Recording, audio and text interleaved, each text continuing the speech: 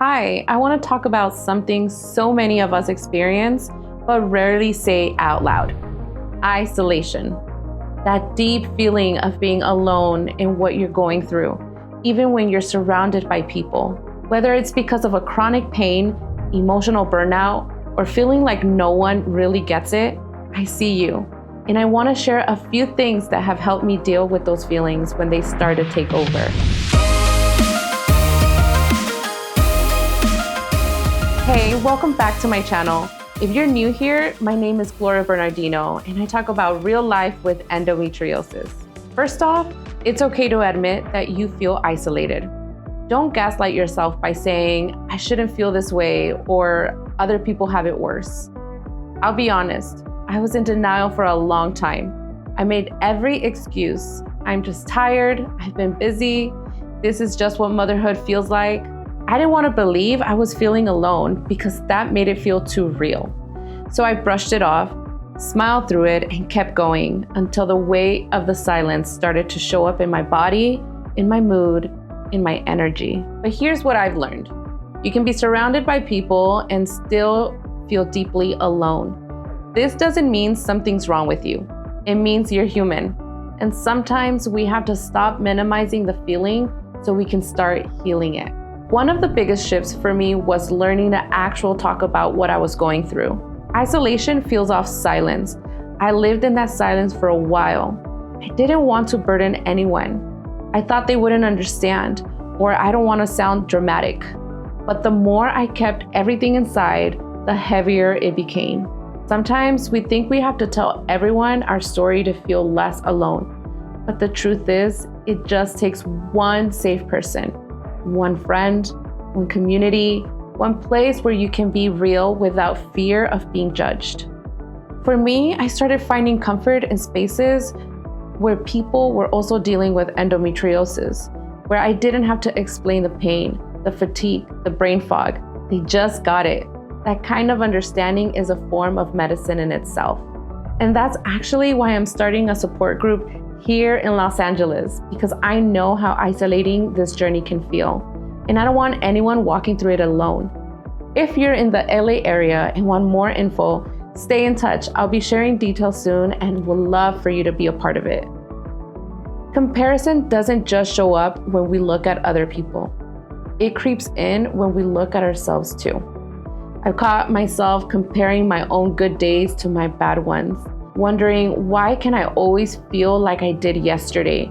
Or worse, was I faking it yesterday? Because today I could barely move. That mental spiral is so common with chronic illness. We think if we are strong enough once, we should be strong all the time. But that's not how it works. I've had to remind myself over and over, your energy, your emotion, your physical capacity, they all come in waves. And just because today is hard doesn't mean you're going backward. And yes, I've looked at other people too. People my age, moms with full schedules, women who seem to be doing it all. And I felt like I'm falling behind. But we're not on the same path. They're not carrying what I'm carrying. If you've ever felt that kind of shame for not being who you were yesterday, please hear me. Your value doesn't drop when your energy does. You're still you.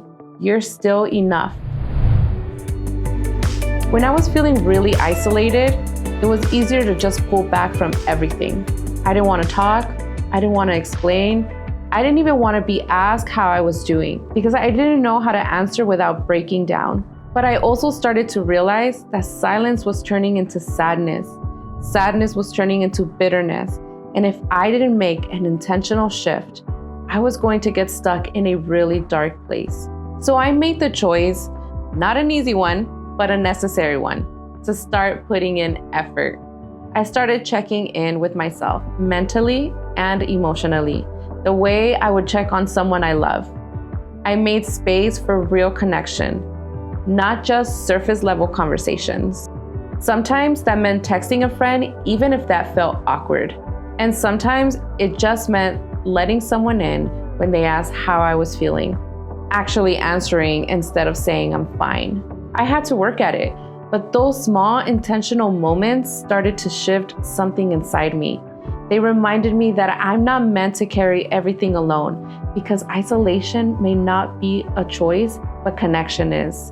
And I had to choose to come out of hiding even when it felt uncomfortable. I used to think that if I wasn't doing it all, being the best mom, the hardest worker, the most present friend, I was somehow failing. But I've come to realize that this season of life requires grace. Grace from others, yes, but most importantly, grace from myself. There were days I couldn't even explain what was wrong. I just knew I didn't have the strength. And instead of beating myself up, I had to start trusting that God sees what no one else sees. I had to believe that my worth doesn't come from how much I do, but from who I am in Him. Even in the quiet days, even on the messy days, He's still working in me and through me. Doing less isn't failure, it's faith. Faith that healing doesn't mean hustling, and faith that I am still on purpose, even in the pause. If you've been feeling isolated, I just want to remind you, God hasn't forgotten you. Even in the silence, even in the suffering, you are held. Your story is still being written, and this chapter is not the end. If all you did today was survive, that was enough. You're still here, you're still standing, and that in itself is a testimony. I pray that you find peace in your spirit, strength in your body, and people who truly see you. And if you're searching for connection, keep an eye out on the support group I'm starting here in Los Angeles. I'd love for us to walk this journey together. If this video encouraged you, share it with someone who might need it. Leave a comment, let me know how you're doing, and don't forget to subscribe so you don't miss what's coming up next. Until then.